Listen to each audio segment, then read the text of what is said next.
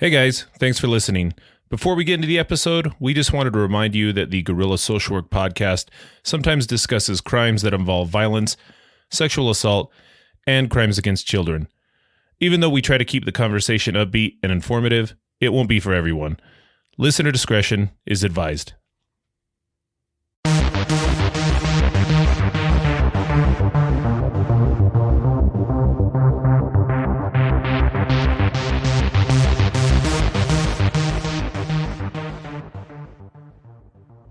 What is up, Guerrilla Social Workers? Welcome to the Guerrilla Social Work Podcast with your hosts, Jeff, Red October Moore, and yours faithfully, Mace Warren. Jeff and I are both forensic psychotherapists discussing the world of clinical treatment for individuals involved in the criminal justice system. Today, we are sitting down to discuss somewhat of a controversial topic focused on a blog that Jeff posted several years back. Very much enjoyed the conversation with my pal. Hope you do too. Thanks again for listening to our tomfoolery, and if you haven't already, subscribe, give us a 5-star rating, and please share with a friend. Enjoy the episode, guys.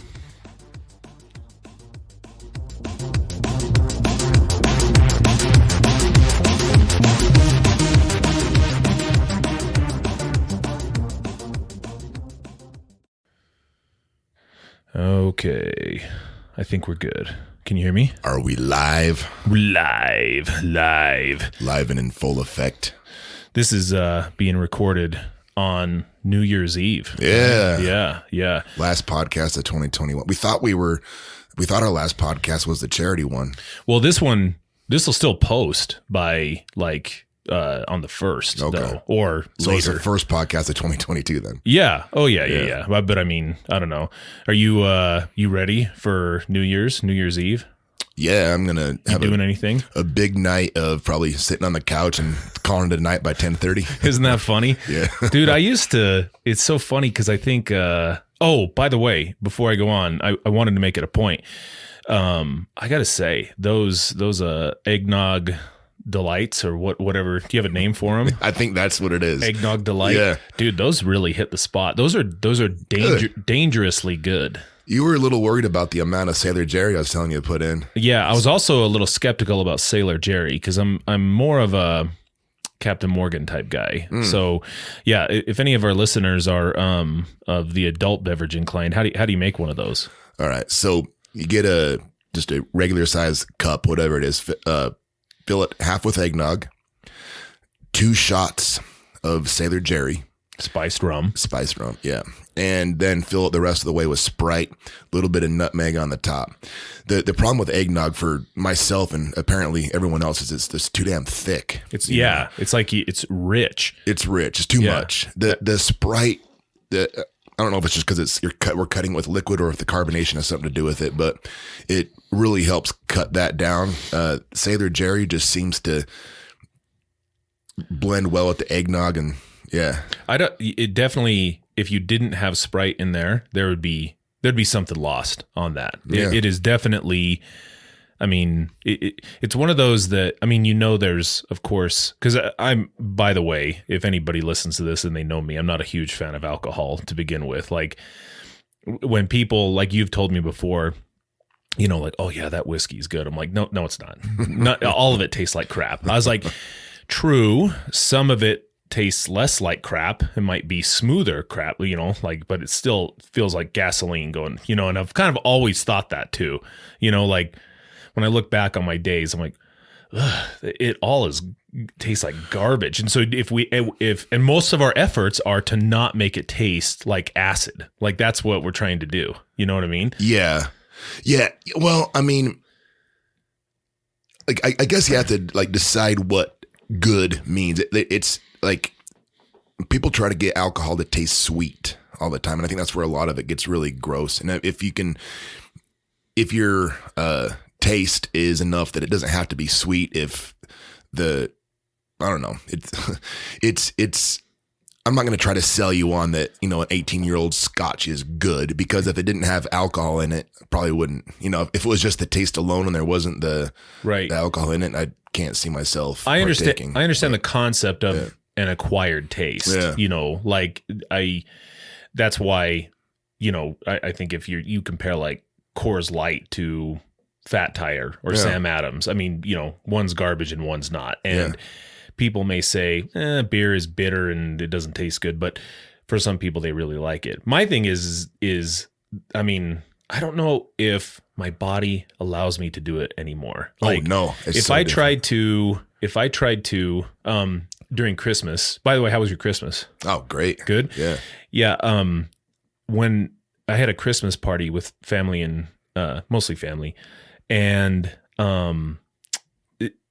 they were trying to get me to do a shot, and it was supposed to be with this really good whiskey that our buddy Alan had gotten for Christmas. And I'm like, I can't. I was like, I will throw up if you try to make me do a shot. And they're all, oh, come on, stop being a pussy, all that stuff. I'm like, no, I'm telling you, I don't want to throw up. And so I'm not going to do it. And honestly, that's with everything anymore. So I hardly ever partake in anything. And so I don't shoot. The road to get there is just so steep, the curve. I'm glad I'm not there, because anytime I even drink more than like one beer or something, I just get a headache. So because we're old now, dude.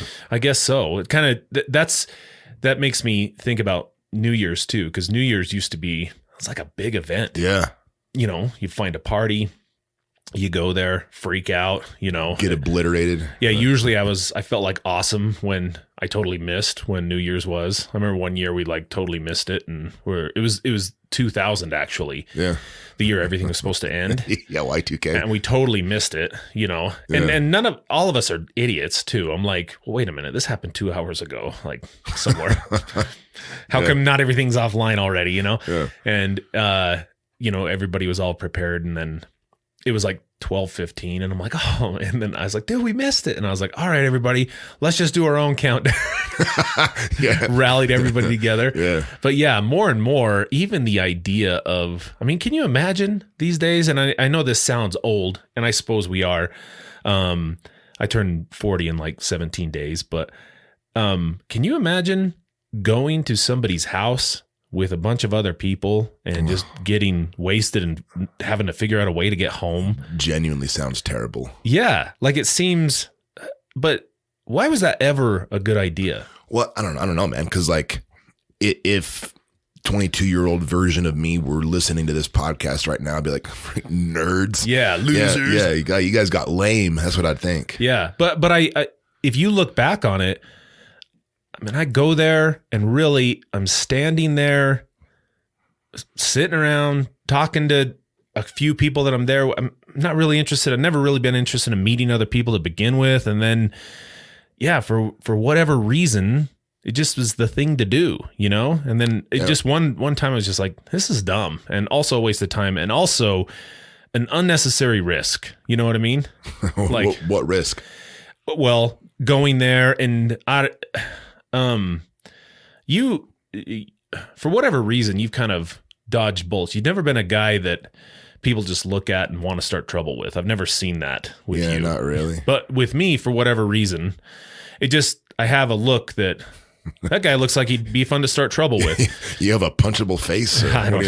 And I mean, I'm not innocent in that effect, but I would always worry about, okay, who's going to be there? Do I gotta, is this going to turn into drama and all the rest? Now, back in the day, that was fun, but as an adult, I'm like, there's real consequences for this stuff. And so yeah, I just kind of got over it. And then I was thinking too, like, man, can you imagine, like, if it was just, especially like if you go, like if you were just a bunch of, young kids, high school kids, or even early, like in bachelor's level, like undergrad kids, and, you get a group of, unsuspecting, naive people, going into this place, like not understanding the consequences of what they're getting into, and then of course, inevitably the cops always come no matter what. Yeah. They're going to be coming there. Yeah. And also you're in a room full of strangers. Like I don't care to meet. Right. Yeah. And who knows what you assume everything's going to be fine, but there's always been all kinds of drama. So Yeah, I kind of stay away. But that doesn't mean you should, folks. Have fun. That's what college is for. There you go. Yeah. You have students listening to this, right? Yeah. Just a couple. Yeah. Yeah. You'll have to follow up and check in with some of the youngsters, see if they still out are rabble rousers. Is that a word? I heard. Rabble rouse. Well, we're old now. We get to use those words. Oh, yeah. Like ask if there's any ne'er-do-wells. Even though I'm pretty sure that, that word went out in like not even the 20s. Yeah. Rabble rousers. Oh, rabble rousers and ne'er-do-wells out running amok. Yeah. I mean, it does kind of make me does kind of is a good segue into the point that we're talking about today is like, because what are we talking about today? And then I'll kind of harken it back to this, but you had prepared a topic that you wanted to discuss. And so we're going to follow up on that. What do you want to talk about today? Well, in short, sexual assault prevention. We spend a lot of time, all of our time in the reactive sense in that, you and I deal with sexual assault after it happens, and not a lot of our efforts clinically have been invested in the prevention portion of it. So this is kind of like we're applying treatment concepts to the everyday just lay person out there, give them an idea of some things to look for in order to avoid assault. Yeah. And that's what I think like risk prevention to some degree or another is what I was referring to. Like if I'm going there, it's always, and I've seen this happen, especially with like females, they come usually with a few, few them their girlfriends, and then they always have a ride, and somebody's never leave anybody alone. And I don't know, I've occasionally seen some questionable things going on with dudes, because dudes are always the problem when it comes to that things. But it's good timing, because I always think, okay, people are out, New Year's, they're partying, it's just kind of a thing that happens. And there is a level of risk that's associated with that. And not to say don't go party, but it's just saying kind of pay attention to this. Now, one thing that we were going to try to focus on today is because this is, like you said, reactionary. This is always based on us providing education and some practical interventions to our clients. And these are clients who have committed a sexual assault. Yeah. And are trying to avoid that again in the future. But you're saying that this application can work on the other side of this, that where somebody that has not yet been victimized can be aware of this and use this to their advantage. Yes, that's exactly right. Okay. And when did you start thinking about this? Well, that's a good question. So a couple of years ago, I was thinking about this. I ended up wrote a couple blog posts on it. But the thing, what's your blog, by the way? It's thekillerj.wordpress.com. Is that an Insane Clown Posse reference? Yeah. It's for Violent J. Killer J. Yeah, there it is. So this must have been an old one then. Yeah, this is way down the line. So I guess we could find out exactly where it was that I posted it. But if they go there and scroll hard enough, they're going to find it. Yeah, you can just go there and scroll. It's just my personal blog. There might be some interesting things, but some people watch them, and I thought you had a kind of a cool name for this, didn't you? Like tactical sexual assault prevention. Oh, okay. Like that. Yeah. Good enough. Anytime you throw the word tactical in, it's going to be cool. Yeah. Tactical is a sweet word. Well, that's weird how some of those words just are pretty cool in and of themselves, but okay, enough on that. But yeah, well, there was a book I read recently that kind of helped me, want to talk about it here. It's called Left of Bang. Okay. Let's see, it's Left of Bang, How the Marine Corps' Combat Hunter Program Can Save Your Life. Left of Bang. Left of Bang. Okay. Patrick Van Horn is so here's the idea. So it's a book all about prevention. Specifically, it's kind of some basic military concepts applied to civilian life, kind of like we're using clinical concepts applied to everyday life. The idea is that, that the way they present it to soldiers is that, like an ambush, when the enemy ambushes you, that's bang. Bang could be the gunshot. Bang could be the IED. Bang could be whatever assault happens on our troops. And the the encouragement is to think about the assault on a timeline with Bang, again, the event being in the middle. And so everything left of Bang is all the pre-event indicators, all and everything right of Bang is the aftermath. And so much as far as like treatment focuses on the aftermath, and, we end up clinically playing cleanup, and, people that are victims seek therapy and whatever reparations come their way. But as far as prevention, everything left of Bang is where the focus needs to be. And like with the military application, there'd be, maybe you'd consider, okay, if this is like urban combat, is there any environmental changes? Are people acting differently? Is it quieter than usual? Is it louder than usual? Are there people? Are there shifty looking people? Are there, vehicles that aren't supposed to be where they are? Just kind of the types of situational awareness that if troops have a good understanding of, they can avoid the ambush to begin with and never have to, run into whatever Bang happens to be. And so applied to what we're talking about, the assault, whether it's, sexual or even just otherwise, because what we're going to talk about today applies to like just basic self-defense as well, I think, but Bang is the attack. So Bang doesn't necessarily have to have anything to do with the military, right? Like the Bang as a concept is whatever the risk event is that you're trying to avoid.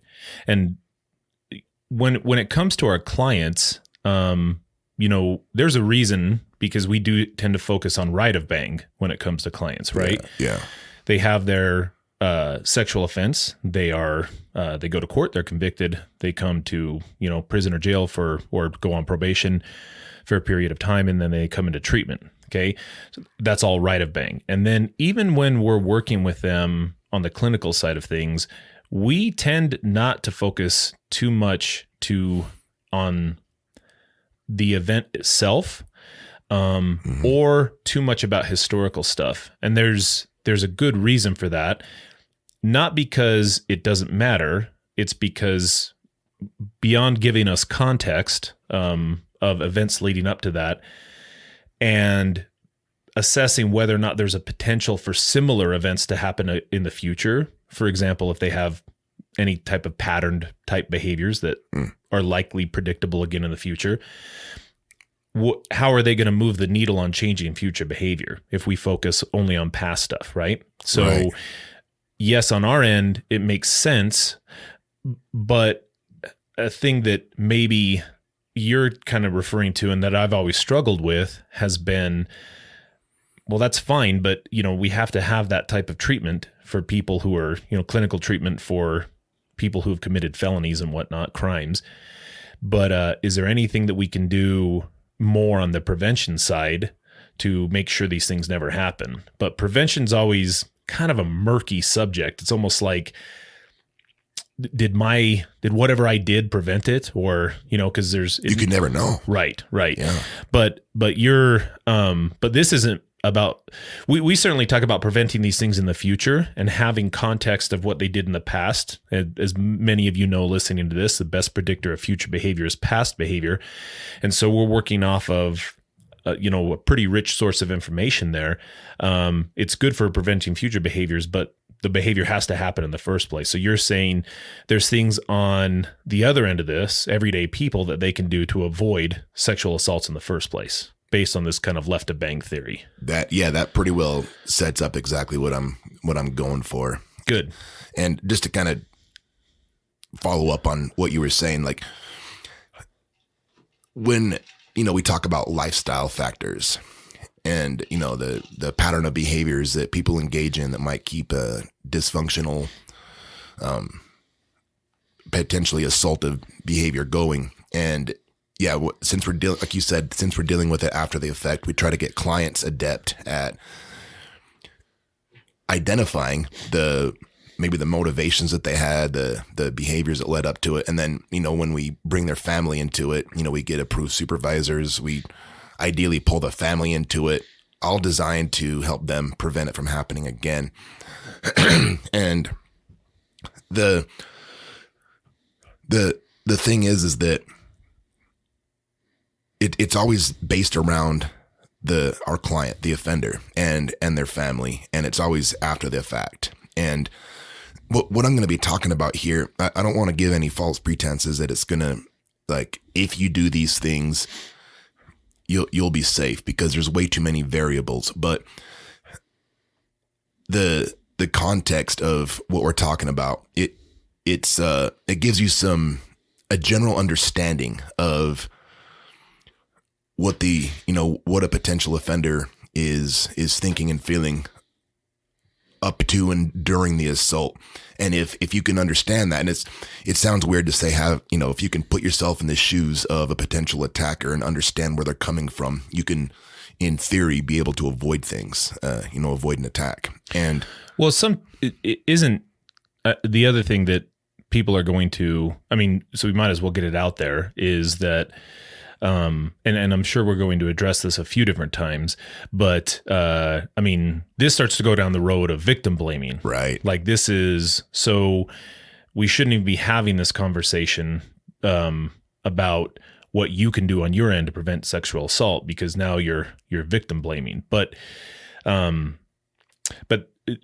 have to assume ahead of time, it's not like you and I work this out ahead of time, but I have to assume that's not what you're trying to do, is victim blame at this point. Right, exactly. And that you saying that reminded me of what actually originally prompted me to write the blog I was referencing. There was an it's an LDS magazine, Ensign or Ensign. Is that okay? Or Ensign, yeah. One of those. However you say it. Yeah. ENSIN, whatever. However you do it. Yeah. Yeah.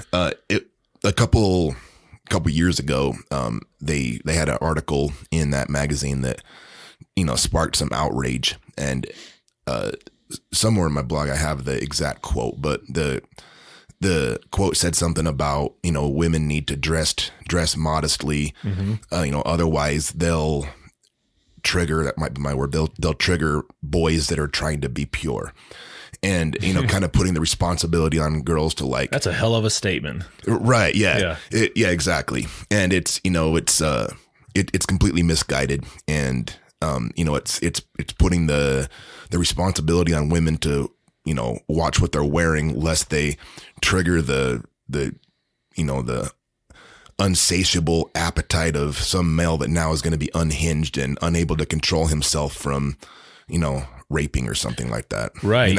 That's me adding context. Ensign didn't say that, but well, it also, I guess, implies that, and not that they're saying this, but when I hear that, again, it goes through a filter in my head, and out pops this idea that, men and boys were just these mindless beasts that, right, if triggered, to a certain point, we're like, it's insulting to both men and women, that whole concept. Right. That a girl, it's her responsibility to dress modestly because these mindless creatures are out there, it's like, it's not equivalent to it, but it'd be like,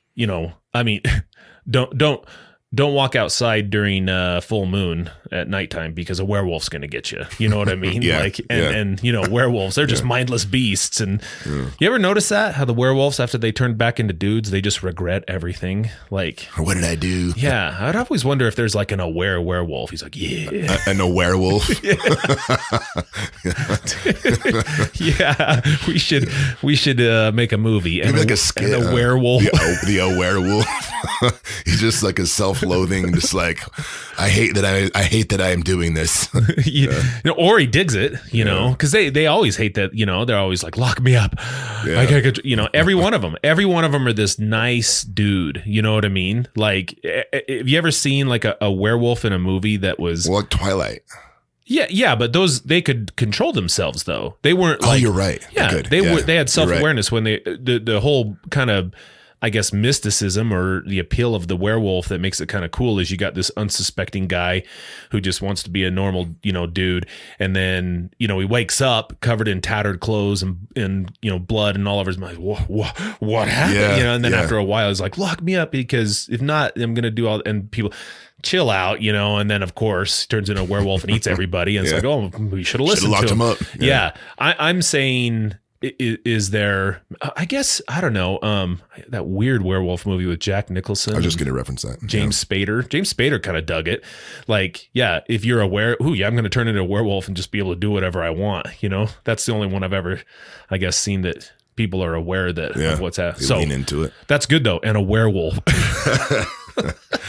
Well, so like, just to kind of get it out of the way, and we'll come back to it again, it is 100% the responsibility of, everybody to govern their own behaviors, and the responsibility for a sexual assault lies solely on the perpetrator of it.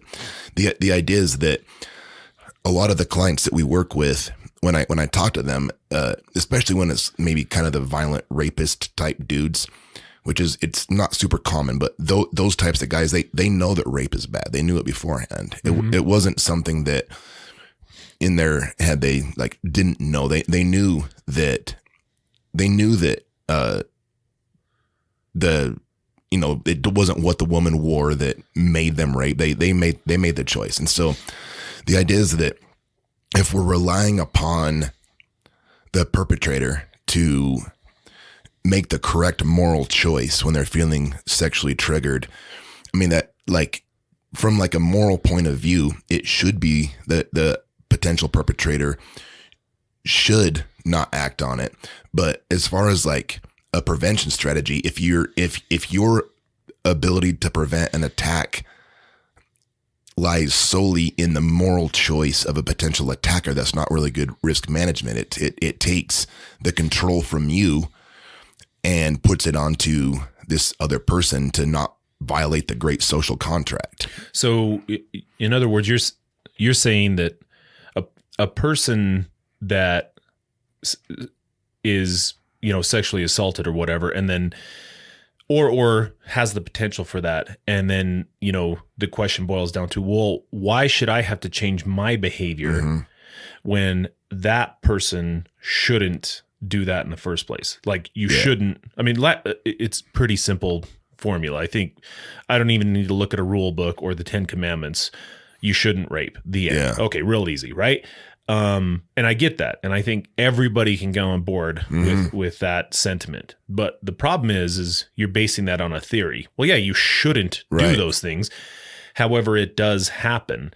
And if you're relying solely on the fact that they shouldn't do this, whether they believe it's moral or not, because I'm sure sometimes in some guy's mind, and you probably at least on a, I don't know if it's been like in, kind of like a hyperbolic type of example, people have said, well, she's dressing that way, she deserved it or something like that. I'm sure I've heard guys say something similar to that.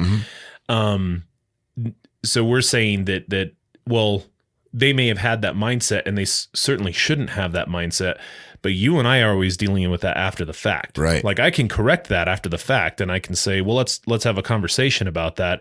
And we I think do a pretty good job of reframing that and giving them some replacement thoughts that really start to make them think differently about this. But the sexual assault has already occurred at that point. So you're saying that basing all of your decisions on they shouldn't do that, and because they shouldn't do that, I can kind of do and say and dress, and I'm sure this isn't all related to dressing. I'm assuming that if you base it on that, then I mean, that's a level of risk that you can choose to engage in or choose not to engage in. But there's going to be some additional risk if you say should have, because I think, I don't know, don't we all to some degree assume people commit crimes? I mean, don't we all? I mean, it doesn't have to be sexual assault. Like, don't we all kind of modify our behavior under the assumption that people are committing crimes to some degree or another? Absolutely. That's a big part of risk management for anything. In fact, in a bit here, I'm going to kind of take you and the listeners through just kind of a mental exercise to illustrate that. Oh, good. Okay. Yeah. But just to kind of back what you're saying, it's just to, I guess, underline what you're saying. It's absolutely a morally reprehensible position of that type of, well, she knew what she was getting into. She hadn't worn that skirt, or then, you know, she had it coming. She knew what she was doing. Like that's a absolutely morally reprehensible position to hold. So in other words, in your position, will we have a remedy for that? Saying, yeah, dress however you want. It's yes. Do that. Yes. However, yes. Do this also. Okay, good. Correct. Good. All right. And it I assumed so. Puts you, the listener, back in control over what's going on, and your safety is in your hands now, not the moral contemplation of a potential attacker. And so, with that said, there's I know what you know. Mm-hmm. You're well aware of this, but there's a treatment book called Pathways, and it's normed, I think, for juvenile sex offenders. And yeah. I don't know if this particular concept is from Pathways or somewhere else, but there's Is that the one written by Timothy Kahn? Yes. Yeah. Okay. Yeah. Well, and do you have any idea who Finkelhor, that's the guy's last name, Finkelhor? Another. Is he a researcher? Yes, and also clinical therapist, and kind of focusing on that in that area with sex offenders, juvenile sex offenders. Okay, awesome. Yeah. So this Finkelhor gentleman has a concept called the 4 barriers to committing a sexual offense, and Mace is going to pull this up here. Are they able to see that? Now they are. Nice. I like this little graphic because it kind of helps give a visual representation of very what we're talking simple about. Graphic too. It is.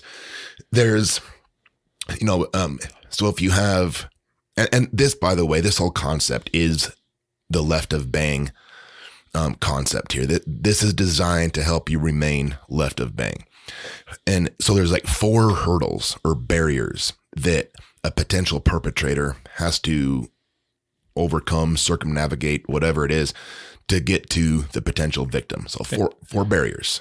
And for anybody who's just listening, the graphic that we're showing is on the right side of the picture, there are 2 children, a boy and a girl. And on the left side of the picture are 2 adults, also a boy and a girl.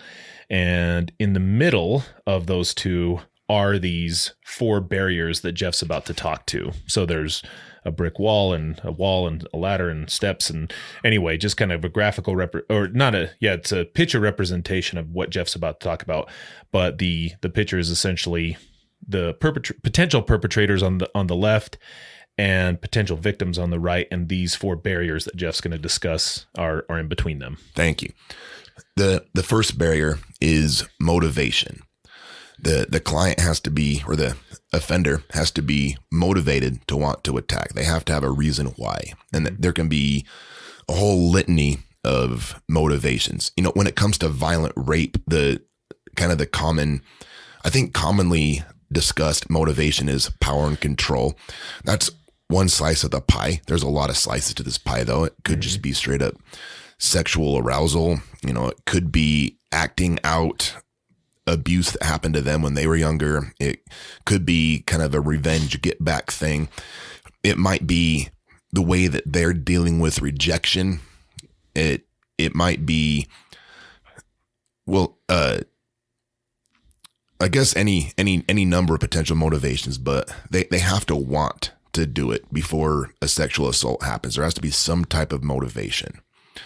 So in other words, in this case, because I don't know, I've never, I think about where my motivations are, and it's not, I think motivations normally for guys and for girls is you may find a person attractive and, maybe you want to have a sexual encounter with them, but you're saying the motivation has to be tied with actually wanting to commit a sexual assault, not just finding the person attractive and wanting to have sex with them. They have to be motivated to commit a sexual assault. Yeah.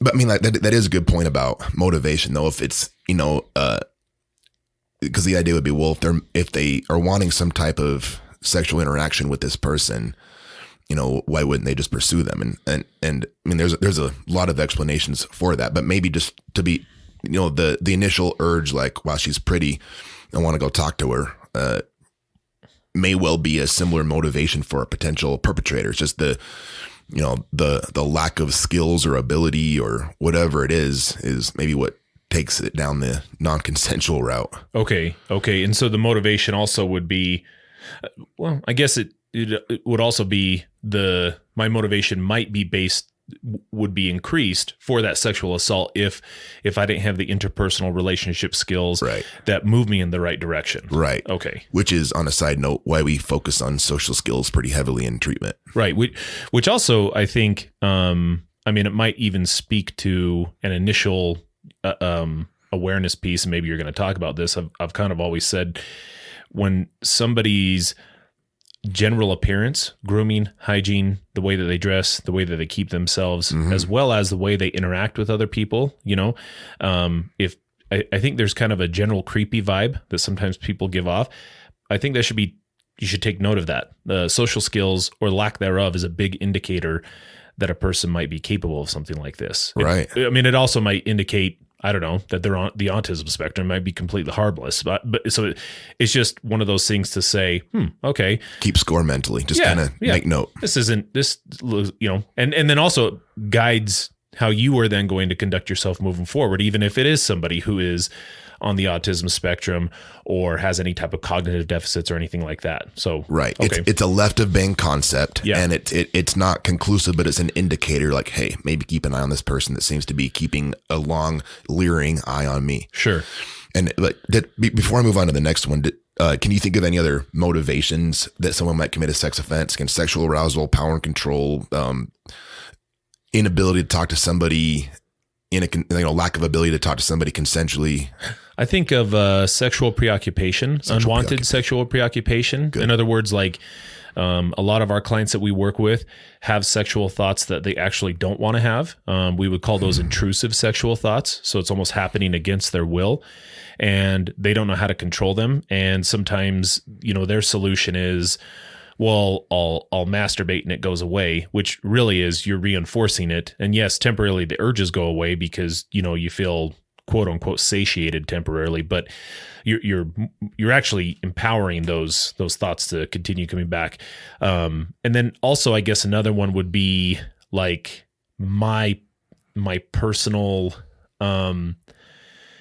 do I have an emotional, am I regulating my emotions based on sexual conquest, or do I have a personal sense of identity associated with like sexual conquest? In other words, like how many sexual partners I have really helps define, the quality of person that I am. And it almost gives me confidence and makes me happy. I'm regulating my emotions and identity on sex and how many times I can score. Fantastic. Yeah. Notches on the bedpost type of rationale. Sure. Yeah. Sure. Great. So assuming now that our perpetrator has traversed that brick wall of motivation, they've gone up those stairs, and now they're facing their second barrier, and that's the internal barrier. So the internal barrier is your personal Jiminy Cricket, your conscience, the still small voice, whatever you want to call it. And believe it or not, well, I know you believe this. Most sexual offenders aren't psychopaths. Most of them do have some type of conscience and the ability to like, should I do this? And the conscience can be a really, it's great. This is where a lot of our treatment takes place, is challenging risky thoughts, helping them, reframe and change up the way that they're thinking about things, and pulling from a bunch of different reasons. But there's that conscience can be a big hurdle if the person's wanting to commit a sex offense, and so they have to find a way to get around their conscience. They might tell themselves things like, it's not gonna hurt, it's only once, this has happened to this person before, I'm not the first person to do it. And feel free to chime in with things you've heard clients say. What are some other, how do clients rationalize their sexual assault? Yeah, it's kind of, she wants it. Yeah, there was a pretty good movie that I just watched that it reminds me of this. Have you seen The Last Duel with Matt Damon, Adam Driver, Ben Affleck? Okay. It's worth watching. It's a Ridley Scott show. And so the whole thing is based around a rape, right? And there's a duel at the end, which is badass, by the way. I mean, I was like you're on the edge of your seat like the whole time. Sweet ass duel. So man, brutal back then. And the whole movie was snowing and What's cold. it called again? The Last Duel. Okay. Anyway, the bulk of the movie outside of the duel was Matt Damon marries this girl, and he's, some badass night off killing people. And while he's away, Adam Driver, who used to be his friend, and kind of came up in the ranks, not out of merit, but because he knew Ben Affleck, who was some Lord, I don't know. Anyway, visits Matt Damon's wife while she's alone, and he goes in there and rapes her, right? And now it's told from 3 different perspectives. It's told from first Matt Damon's perspective, and then it starts over, and then it tells it from her perspective, and then Adam Driver's perspective. He's the other night, and then it goes back and tells it from her. I don't know the actress's name.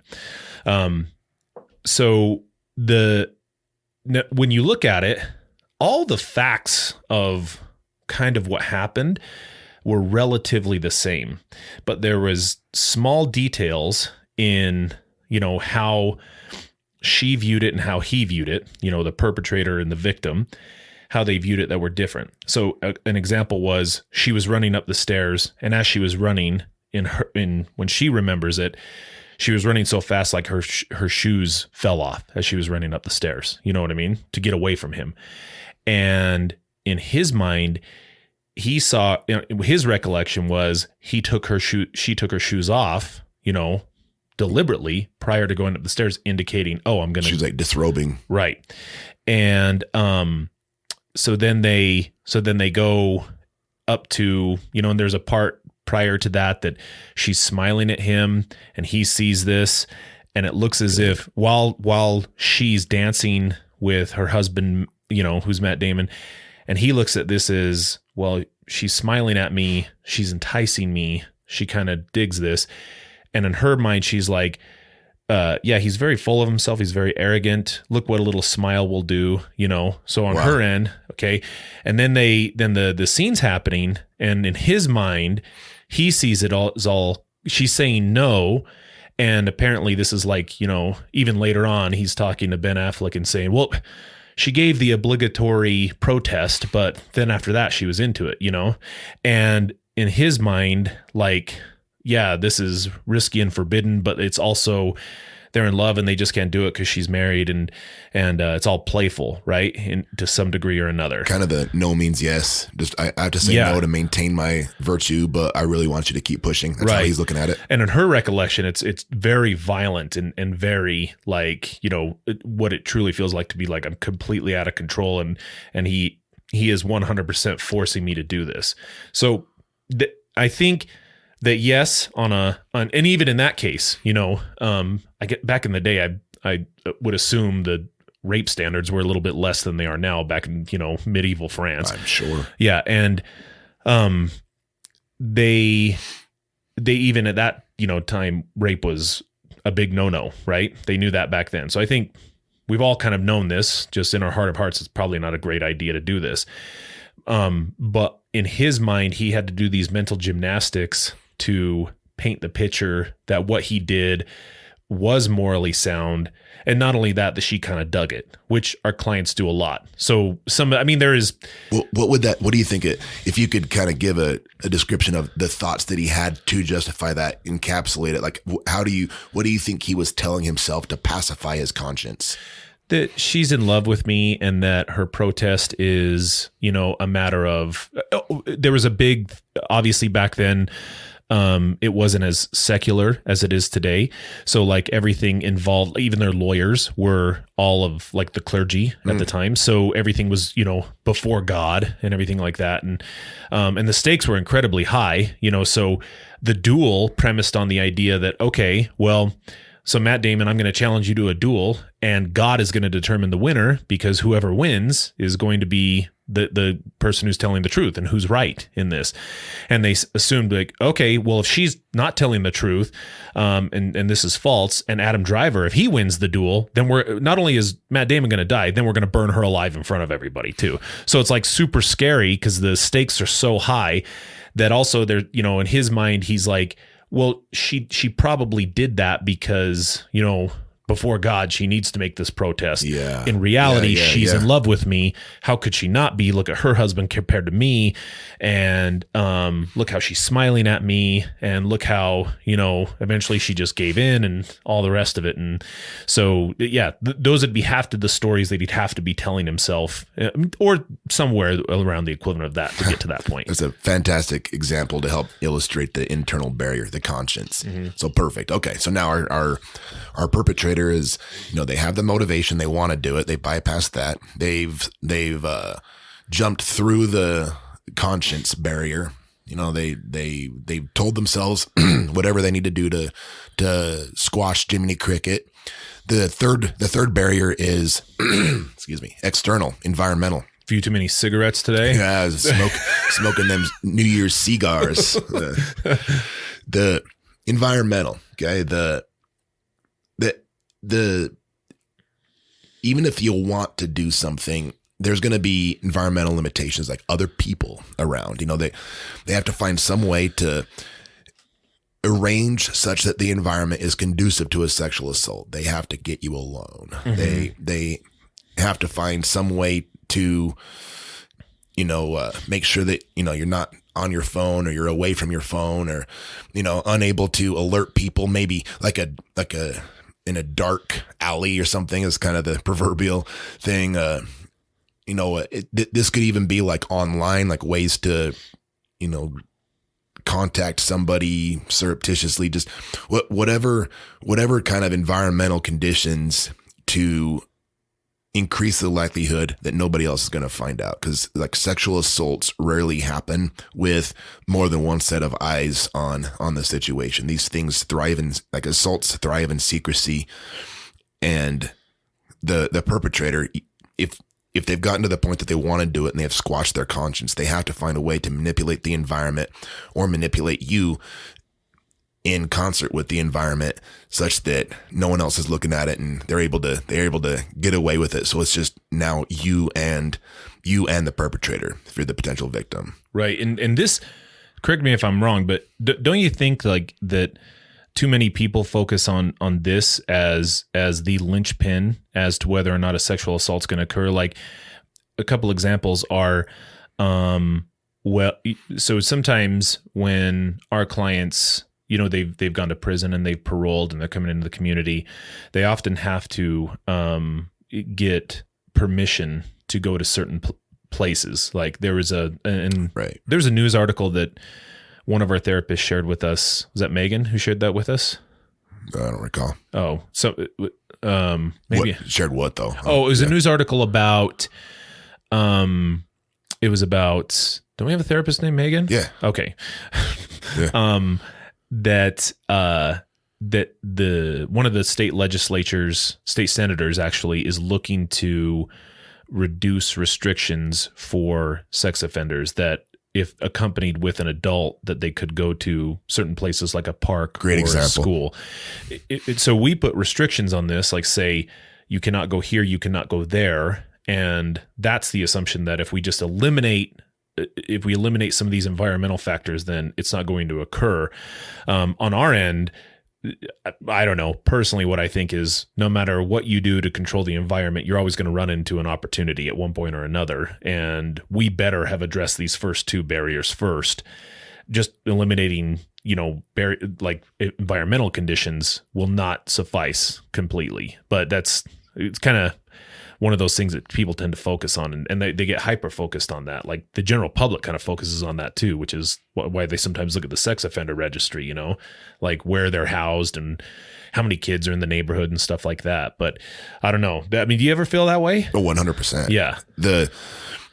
We do have some focus on environmental, and maybe early on in treatment, like while the client is still developing the cognitive skills to deal with these things, there'll be restrictions on if they can physically go to a party, like a family party where there's going to be kids present, their environment is restricted a bit, but that's such a superficial approach to therapy. And again, like you said, without the first two conditions, the motivation and the internal, if those aren't met, it's a matter of time before the person's able to bypass the environmental concerns. It's like most 90% of our treatment program is spent dealing with the internal stuff, the cognitive skills, the emotional regulation, the social skills, the problem solving methods, those types of things.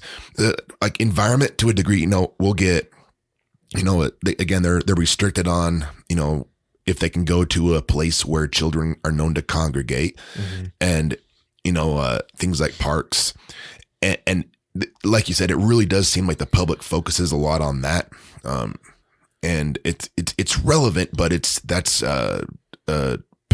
just a glimpse of what actually matters. But well, the other thing I think too is, and this might, I don't know, you might know more about this because you've looked into it more than I do, but this is not like a stepwise process. Not you have to go through this, then you have to go through that. Like all these elements have to be there prior. Like the reason I'm asking is because the example that I give sometimes to clients is, think about risk and your risk to, think about it applying to everybody equally, right? So like, for example, I don't have any motivation whatsoever to download and consume child pornography. Okay. I don't have any mental gymnastics that I have to do at this point, because I don't have the motivation. I don't have to try to talk myself or rationalize it because I don't have the motivation to do that.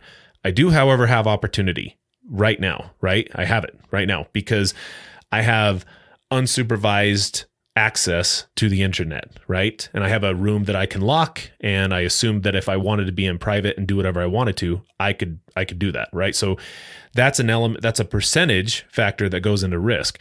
Now, the other two factors are not there, so it's not ever going to be an issue, but I still need to address that. Like, there's a level of risk there that compared to some dude out in rural, I don't know, Wyoming that has no internet whatsoever, he's a less of a risk than I am simply by means of lack of opportunity, right? So it's not to say stop looking at it as either or, and really rather everything left of bang is saying, okay, well, these things contribute to risk, and it doesn't necessarily mean you're going to move in that direction, but you should be paying attention to these things. You should be eyeballing these things all together because that's the reality. One doesn't have to precede the other, but if they're there all added together, they can, create the bang moment at that point. Exactly. Okay. Yeah, no, perfect.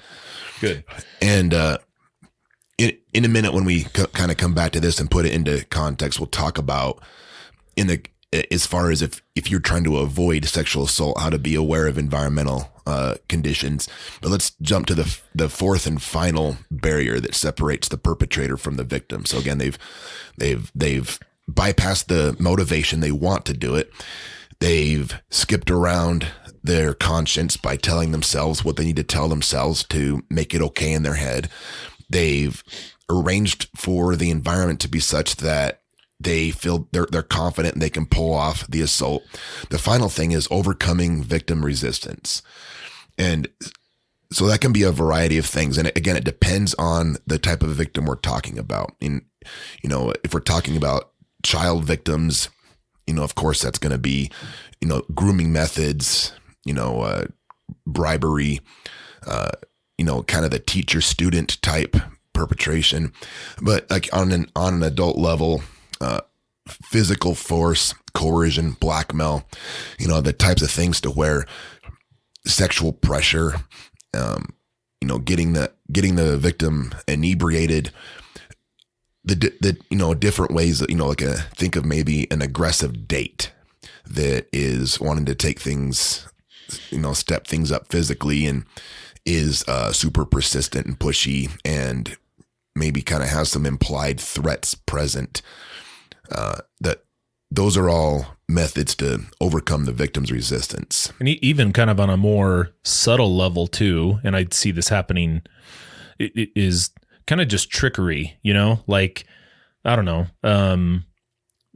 selling a false bill of goods, like, you know, acting as if, I'm more ballin' than I actually am or something, you know, like, I mean, I don't know. I assume when we go on meeting somebody for the first time, we want to put our best I think everybody does that. Yeah. Look how amazing I am. Yeah. I mean, I assume when we first meet somebody, we want to, and we're interested in courting them. we want to put our, does anybody say that anymore? We want to put our best foot forward, but some guys take it to like the extreme. You know what I mean? Like they're almost like, I don't know, like I've heard of dudes renting certain cars to take girls out. Right. And yeah, like just so simping ain't easy. Yeah. And I mean, I'm not going to say that's sexual assault, but I mean, that's overcoming resistance of the other individual by kind of tricking them that you are different than you actually are. Right. Yeah. Like, you know, dudes who's might be down on his luck and not having the job that he wants. He's like, oh yeah, I'm going to school right now, you know, or whatever it is, you know, or having, oh yeah, my roommates are upstairs. He lives with his parents, you know, something like that. Yeah. Like so more subtle, but still, you're still kind of tricking people at that point. Right. Yeah. It can certainly be like lumped into that category of, you know, deceit. Yeah. That would kind of fall into that overcoming victim resistance. Okay. And so all four of these barriers have to be overcome. Yes. And then the bang comes. Yes, exactly.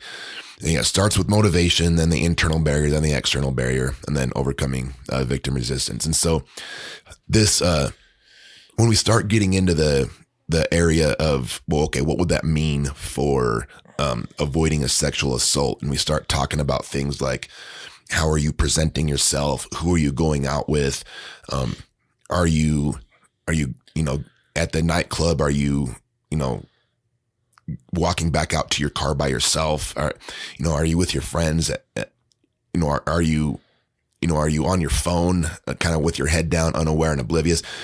Like those types of things. Once we start talking about those as potential prevention tactics, that's where people's alarm bells start to come up as far as like, oh, you're blaming the victim, right. You know, and right. Kind of the classic, like we're talking about the, what was she wearing type thing. And again, hopefully everybody at this point is fully aware that we put the onus of responsibility solely on the perpetrator.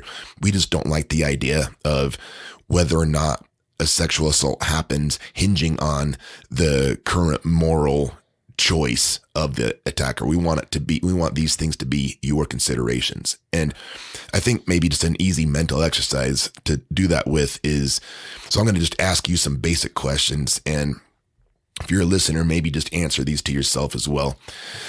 So when it comes to like keeping your car from being broken into, like what are some things that you do currently to deter people from breaking into your car? So I have an alarm Good. on my car that, you know, I arm when I get out. I also, if I can help it, I always park under a light, a working light, like especially if it's at nighttime. It doesn't matter. I don't really care about walking. In fact, I try to park far away, but from the entrance. But I usually try to park under a light, just because I heard some statistic once upon a time about that. That, you know, people don't rob cars nearly as much. I try not to have anything in my car like of value readily that you can see. You know, just looking through the window that would maybe motivate somebody. And then of course my windows, you know, are up and it's locked. So those are all things that I do to prevent my car from being robbed, or if it does, a quick response. Yeah. Pretty well checked all the boxes that I consider as well. Just a kind of quick little story time on the parking under a light. That's usually a practice that I'm a big fan of as well. And one time we didn't do that. So the wife and I were visiting her parents. This has been 10 years now. Her parents temporarily lived by the Gateway Mall in some apartments while they were waiting on another house to be built or something. And we were. That's a mall in downtown Salt Lake Yes, City. the mall in downtown Salt Lake City. It's for our Australian listeners. Yeah, we have quite right. a few of those. Oh, what's up, Aussies? Yeah. The Gateway Mall is by the homeless shelter. And we, parking was kind of packed. And so I parked in like the worst spot possible. It was kind of dark where I parked, and, well out of the way of the street, not really visible to the street. And, so first off, that was my bad for parking there. And my wife, she had like all her salon stuff and everything, a bunch of equipment, and all in a bag, her planner, all these different things. And she had left it on my front seat. And you can guess where this is going. We after visiting with the in-laws, we came back outside, and sure enough, my windshield was shattered. Your windshield was shattered? No, sorry. The passenger side window was shattered. Hell yeah, dude. If I see Redkin, I will turn into a mindless beast. Yeah. And that happened. And I was pissed more at myself, but I was, felt really dumb for. Did you think about it? Like after you'd parked there, like, and before you discovered, so you were like, I was recognized this isn't the best place to park, but whatever. Yeah. We'll chance it. Okay. Yeah. And decided to chance it and completely paid for it. Felt like an idiot. Yeah. My wife was upset. I was livid, trying to wasn't making the best decisions. I was, walking like near the homeless shelter, like trying to look for people, like I'm going to do something. I mean, right. But in any case, it was a lesson learned. And since then, yeah, if I meet friends somewhere, it's like for going to, at a park and ride or whatever it is, I'll damn well make sure my car is under a light and any valuables are not readily visible. Yeah, those types of things. And to continue with it, I mean, beating a dead horse here, but let's talk about your house now also. So okay. what kind of steps do you take to keep your family safe and to keep your belongings safe here in your house? So even like right now, so I'm home obviously, but right now, all my deadbolts on my doors are locked, so nobody can, just willy-nilly walk in.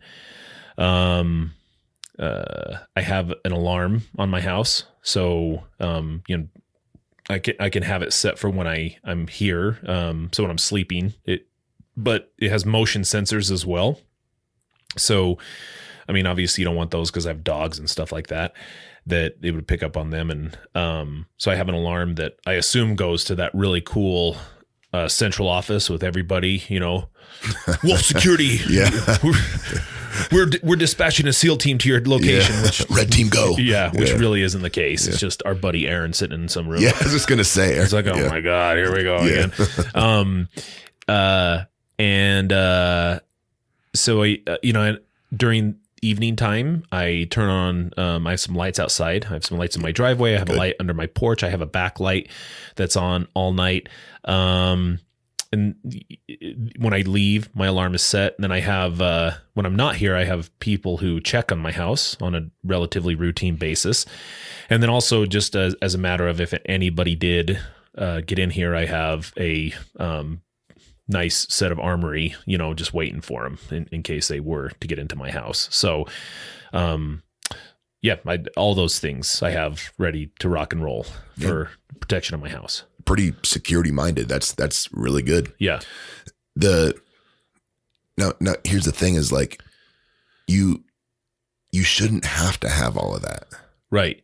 But because I kind of see, and most people I think would see at this point where you're going with this, but why is it that never ever, like with a car break-in or a house break-in, does the onus fall on solely on the offender? Like a car break-in in particular, like that most of the time falls on you, the car owner, being careless or stupid about how, you conducted yourself prior to then. Like my situation.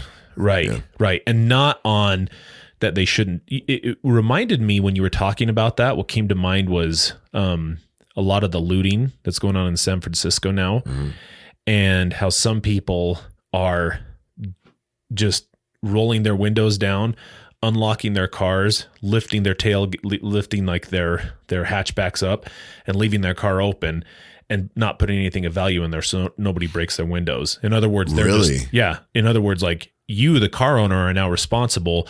People are going to break your windows if you put them up. So you're just Whoa. Avoiding it, so they can just, and I was just thinking, like, why is that same pressure as it's applied to sexual assault? Because the thing is again, never have I ever heard you blame a victim for a crime happening against them. But more than anywhere, when it comes to the sexual assault, it's that person shouldn't have done that. And I'm not responsible, which is 100% true. And same thing goes to the car. That person shouldn't have robbed my car.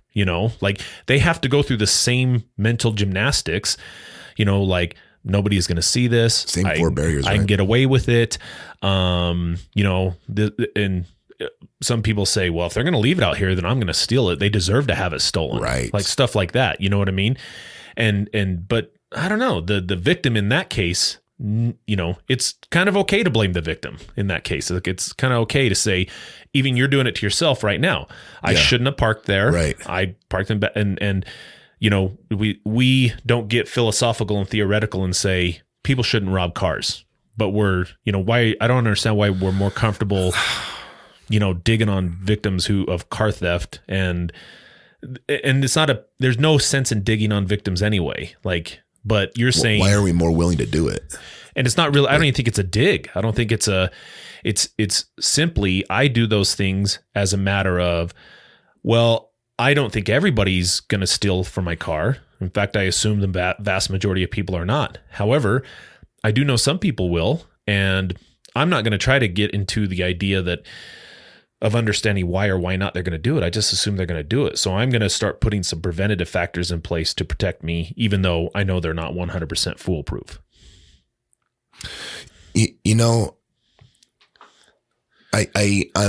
I suspect there's not like a logic-based answer to it. And, sexual assault is such an invasive, emotionally traumatizing, like, type of situation that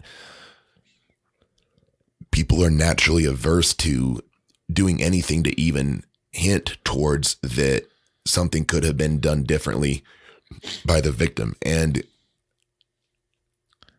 I feel that myself. Like, even as I'm spitting the sentence out, I feel myself cringing internally, like thinking of some potential victim of sexual abuse listening to this right now, thinking that we're coming from that angle. Like, what could you have done different? And it's because it feels gross. So I don't know why, because the same four barriers apply. Again, the motivation to break into your car is like, oh, I see a laptop on the front seat. Mm-hmm. I want that laptop. Mm-hmm. Internal barrier, he shouldn't have left that laptop on his front seat. Shit, he deserves it. I need this. External barrier is no one's looking. Quick smash and grab. I can get by it. It's kind of a dark area of the parking lot. And then, the victim's resistance is a little trickier with it being like a robbery, but maybe just leaving the laptop on the front seat anyway is kind of bypassing. I guess what I'm saying is it's the same sort of 4-step process, and that there's things that can be done to mitigate risk. It just, like you're saying, when it comes to sexual assault, it's such an emotionally charged and understandably so topic that people, they don't want to go that route for fear of it sounding like victim blaming. Here's the other thing I think that's going on is so like, what is gross is when you like tell a girl she shouldn't have been wearing that, like that is gross. I mean, first of all, wear whatever you want. I mean, and for some guys, that have no intention, they'd be like, yeah, wear whatever you want. Like, it's not, I think what it boils down to is there's no morality associated with parking under a light or locking your vehicle. Ooh. It's almost like you turn the tables morally onto the victim and say, this is a result of your moral decisions, that you chose to dress like a floozy and act like a flirt and tease to the degree that you activated the werewolf, and now this is where we are, right? Yeah. Whereas it's not that ever. It's never that. You know what I mean? Like, even if all that were true, even if somebody was deliberately like provoking somebody to do something, we have to teach our clients all the time, because a perfect example, some of the times that we've had is, think about adults, males that we've worked with that have had a sexual encounter with, say, a 14-year-old. Okay. And I mean, I don't know, I wasn't there, but it would be shitty of me to just say, you know what? This was all your fault. You raped her, you forced her, and all this other stuff. And they're like, no. Like, she was provoking me and she was doing this. I'm like, okay, all that may be true. Like, maybe I wasn't there. She may have wanted this to happen, and maybe she didn't view it at the time as a sexual assault. I have no clue. I wasn't there, and I don't know her, and I'm probably never going to meet her. So we don't have the time to, that's not important.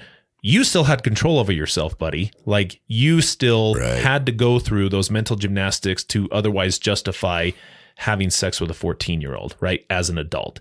So I'm not saying that two things can exist, but I think the real tricky part and why this is such a, acidic topic, is because when you start to victim blame in this case, you are now, leaving your windows down, leaving your car unlocked, parking in a dark spot.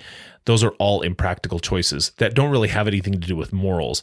But when you're talking about somebody's conduct or their dress or whatever, now you're starting to put this on personal decisions of how a person lives their life. And I agree, that's not fair. That's not a fair assumption of what happened.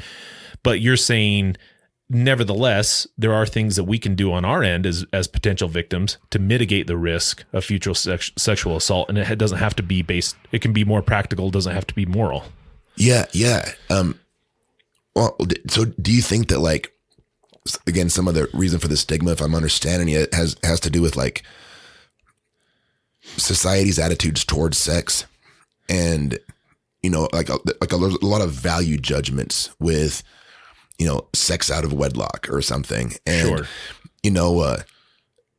From what I understand, like, generations and generations ago, things were a lot more, like, sexual assault wasn't, it was understood to be bad, but our current modern understanding of sex and sexuality and consent is much more, in a good way, constricted than it was back then. And there was a lot of judgments heaped on women, I think, when they would have sex. I think girls are unfairly judged in this arena. Like, and that might have something to do with this. Like, if you want to do a thought experiment, like, you fill in the blank. Guy sleeps with a lot of chicks, he's a stud. Girl sleeps with a lot of guys, she's a whore. Okay, yeah. Right.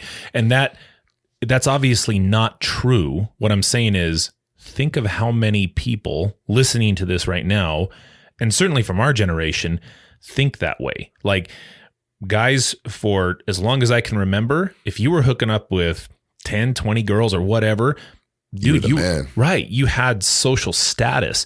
If you were a girl that, God forbid, got pregnant or Dude, right. or you knew of multiple individuals she had sex with, man, she was,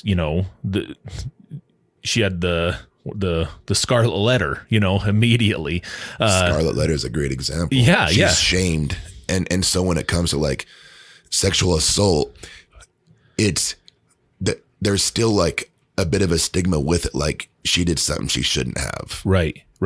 And what I think is, no, I mean, the girls, whatever your sexual proclivities are, have fun. It's none of my business. It doesn't matter to me.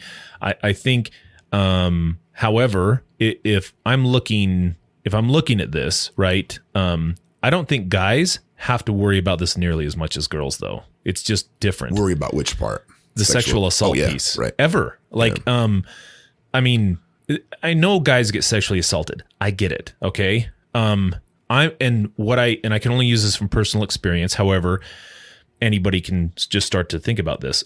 Never have I ever been in a situation where I felt sexually threatened, right, or that there was even the potential of something happening. Right.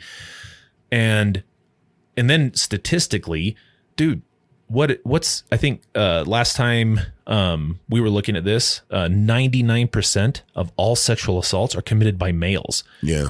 So, Yeah.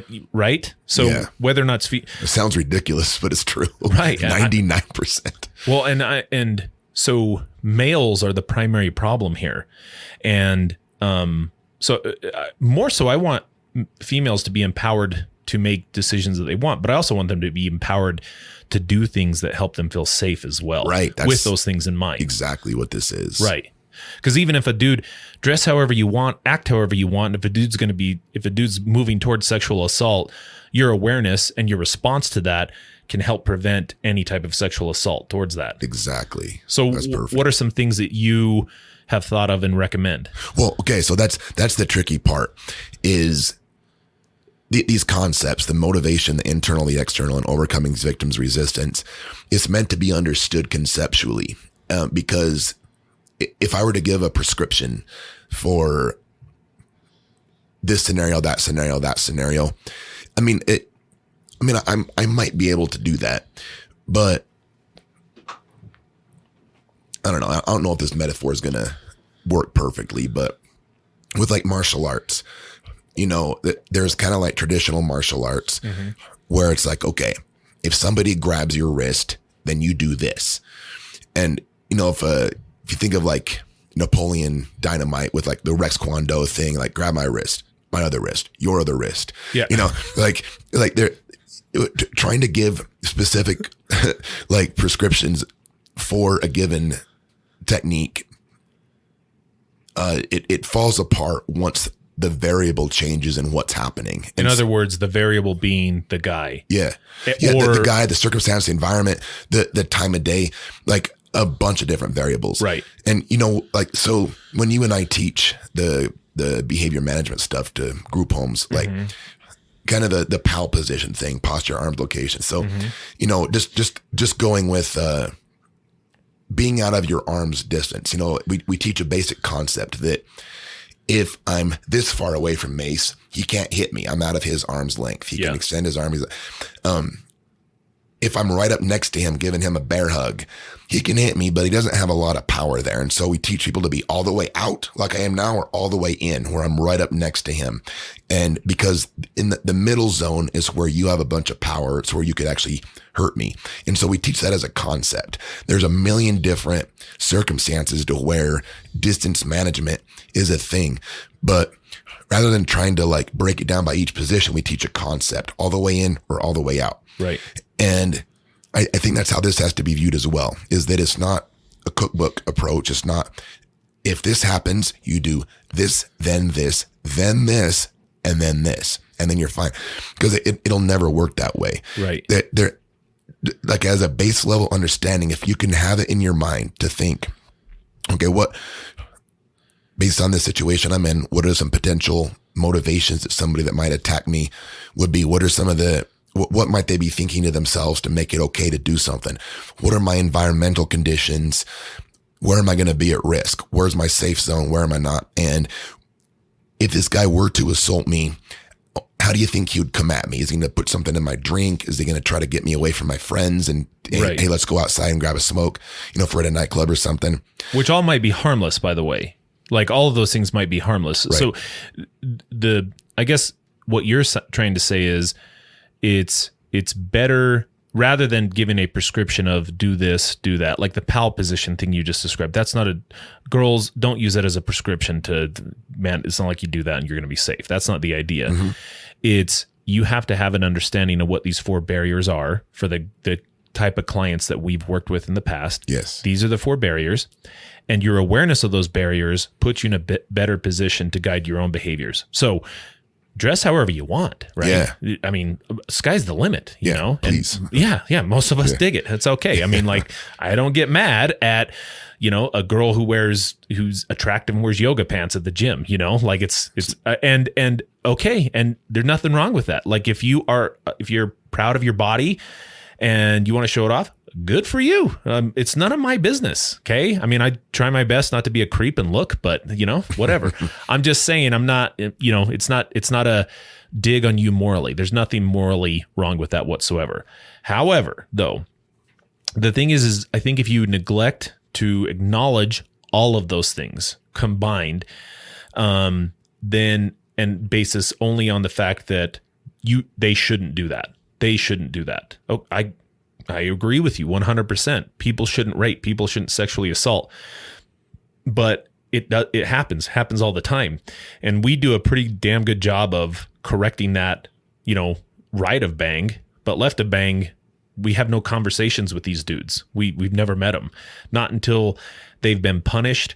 They've served 8 years in prison or whatever, and are now coming back into the community. Do we have contact with them? Right. So we can't do anything until then. And by then it's too late. So these are measures that if I was an unsuspecting person or I should just be a suspecting person, you know, and I think about that. Some practical things like that you're referring to is, I guess you can't ever be a mind reader. You don't know what's going on in their mind. And I guess it would not be safe to assume that everybody's thinking about that all the time. That's not really fair to anybody, guys or girls. See, this guy's going to sexually assault me, you know, like you're paralyzed with fear no matter what. Well, right. Yeah. I mean, you could, but there's harm not harm, but there's whatever you choose to do, there's going to be a side effect of that. The side effect of that is if I assume everybody is going to sexually assault me, well, I'm not going to have very many friends, and certainly it's going to be difficult for me to engage in a relationship. Right. However, some of the examples that we've given behaviorally could demonstrate that it might be moving in that direction. Like, for example, like motivation, you know, there are signs and symptoms that another individual might be sexually preoccupied. Do they talk about it a lot? Do the text messages that, you know, you and that person exchange, or the phone conversations, are they very, you know, sexually oriented? Do they request a lot of like nude pictures? Mm-hmm. What's their behaviors like towards you? You know, is there a lot of unsolicited sexual movement, you know, towards you, you know, grabbing, stuff like that, body language that would suggest that's going. Those all would be indicators that, okay, maybe this isn't going where I want it to go. And potentially this guy has that on his mind. Not necessarily, but those are indicators I want to pay attention to that. It would make you, I guess, much more alert for their attempt to overcome your resistance if it got down to that. Right. You know, kind of it's like a little bit of a darker way of looking at things, but I was, again, I don't know if it was the same book or another one, but it was talking about, you know, developing situational awareness. Mm-hmm. And it's like one of the harder things to think about, because when people think of situational awareness, they think of like Jason Bourne, you know, walking into a bar and being able to see like that guy can take care of himself. This person can do this. That guy's armed. That's not really realistic. You know, and if you walk into a grocery store and you're supposed to, like, what exactly are you supposed to be aware of? You know, constantly scanning everything. It's not that. The exercise that wherever I pick this up is like, temporarily put yourself into the mind of a perpetrator and try to think like, okay, if I were that type of person, this is like for like mugging, not rape necessarily, but if I were gonna mug somebody, who would I go after? Yeah. So you get looking at people, and, you know, maybe if you're in a crowded area, you look for the person that maybe looks physically compromised, maybe not really capable of taking care of themselves. You look for the person that has their nose buried in their phone, oblivious to everything around them. You look for the type of person that looks like they might be easy to persuade and move away. So you find that person, and then you look to see if there's other people that are also keying in on the person you identified. And it's, I suppose you could do the same type of thing at like a nightclub if you're out with your friends, if you're like a female listening to this and like look around and okay, who looks like they might be vulnerable, if you're thinking like a perpetrator, and if you can pick it out, and I'm asking you to be judgmental, but if you can pick out like, okay, this person looks like somebody that would be vulnerable to an attack, then you can then adjust your behaviors as well and recognize that in the moment. Yeah. Like it's almost, whenever I did a lot of domestic violence counseling with perpetrators of domestic violence, and I did some victim stuff. And one of the things that, I don't know, it's weird. I never recommend it. If you're a counselor, pick a lane. Like working with victims and perpetrators is tricky because you're hearing both sides of this. And this is where I got caught up in it because when I was hearing from some of the perpetrators why they did this, and, and it's not really like why. We more so look at circumstances. Again, context is important for recognizing the potential for future offenses and what can we do to mitigate risk on the perpetrator side, not on the victim side, on the perpetrator side, right? One of the things that universally came up was the vulnerability of the victim in these cases. And I'm not talking about being vulnerable like I'm emotionally vulnerable. I know that. That's part of a relationship. What I'm saying is, it's almost as if they targeted females who lacked self-confidence. Oh, yep. A lot of times who were single mothers, not working, that were addicted. And these were all qualities and characteristics that they felt they could leverage in order to have power and control in the relationship. That's kind of what they did, right? So then I work with the victims, and they'd be or survivors, was kind of how we framed it was. And one of them asked a question. They were saying, well, do I just attract guys that do this? And of course I don't want to say, yeah, and I don't want to say that. What I'm saying is, well, look, maybe you just aren't ready to be in a relationship right now, which is fine. But really what I'd want you to do is have confidence in yourself enough to the degree that you can set boundaries and limitations within a relationship and stick with those.